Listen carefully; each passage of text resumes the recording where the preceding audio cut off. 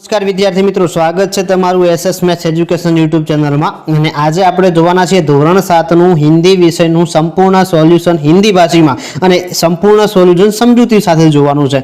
તો વિદ્યાર્થી મિત્રો, આપ જો ચેનલ પર નવા છો તો ચેનલને સબસ્ક્રાઇબ અવશ્ય કરી દેજો। તો આજના આપણા સુંદર મજાના વિડિયોની આપણે શરૂઆત કરીએ। विद्यार्थी मित्रों, आज हम देखने वाले हैं एसटीडी कक्षा 7 का हिंदी विषय का समग्र सॉल्यूशन समझौते के साथ हम देखने वाले हैं। समय की बात की जाए तो 1 घंटा समय आपको दिया जाएगा। अंक की बात की जाए तो गुणात्मक 25 गुण का ये पेपर रहेगा। जो की बात की जाए तो समग्र सॉल्यूशन है हिंदी में हम करने वाले हैं। प्रथम प्रश्नों की बात की जाए तो प्रश्न 1 क्या है कि शब्दों को उचित क्रम में रखकर अर्थपूर्ण वाक्य लिखिएगा। तो इनमें क्या किया गया है कि शब्दों को उचित क्रम में रखकर शब्दों को क्रम में लिखना है, उनके बाद अर्थपूर्ण वाक्य लिखने का है। तो प्राणी कुत्ता है वफादार, ऐसा क्या करने का, वाक्य को जो आगे पीछे दिया गया है उनको सही तरह से सही ढंग से लिखना है। तो उनका जवाब आपको क्या मिलता है कि कुत्ता जो है वो वफादार प्राणी है, ऐसा जवाब मिलता है हमको। तो उसके बाद जो हम वाक्य की रचना हम देख सकते हैं कि गया पर एक दुकान व्यक्ति, तो दुकान पर व्यक्ति गया, ऐसा हम लिख सकते हैं। तो एक व्यक्ति दुकान पर गया, ऐसा भी हम लिख सकते हैं।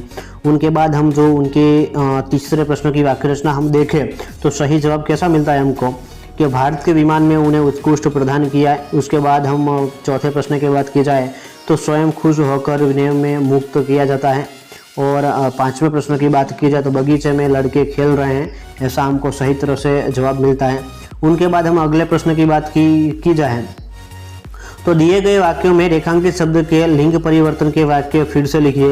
लड़का तो लड़का की जगह हमको लड़की लिखना है, गया तो गई लिखने का है। उनके बाद सेठ तो सेठानी लिखने का, और गया तो गई लिखने का। लिंग परिवर्तन, पुरुष हो तो स्त्री लिखने का, स्त्री हो तो पुरुष लिखने का, ऐसा हम कर सकते हैं। घोड़ी तो हम घोड़ा, धोबी तो धोबेन, चाची तो चाचा, ऐसा हम लिंग परिवर्तन लिख के हम जवाब लिख सकते हैं। उनके बाद हम अगले प्रश्न की बात करें तो प्रश्न नंबर 3 हमका क्या है कि सही स्थान पर उचित विराम चिन्ह लगाने का है। तो क्या मिलता है हमको यहाँ पर उचित चिन्ह कि राम के बाद आता है और यहाँ पर प्रश्न चिन्ह आता है। वाह कैसा मनोहर, वाह शब्द है यानी कि उद्गार आता है। आप क्या बनना चाहते हैं तो प्रश्न चिन्ह आता है। कौन कहता है कि भारत विज्ञान में पीछे है तो प्रश्न चिन्ह आता है। तो ऐसा हमको विराम चिन्ह लगाकर वाक्यों को फिर से लिखने का है, आपको अपने नोटबुक में फिर से लिखने का। प्रश्न नंबर 4 की बात की जाए विद्यार्थी मित्रों तो हम 4 की बात करें तो वाक्य शुद्ध रूप से लिखिए। तो आप कहाँ से आ रहे हैं तो आप कहाँ से आ रहे हो, ऐसा हमको मिलता है। तो जवाब आपको दिए गए हैं, यहाँ पर आप देख सकते हैं सही तरह से। आप बिल्कुल शांति से इनका जवाब जो है अपनी नोटबुक में लिख के आप ध्यान से उनका जो आचरण भी कर सकते हो विद्यार्थी मित्रों। आगे हम देखें 5वें प्रश्न की बात की जाए विद्यार्थी मित्रों करें कि निम्नलिखित परिच्छेद का मातृभाषा में अनुवाद कीजिए।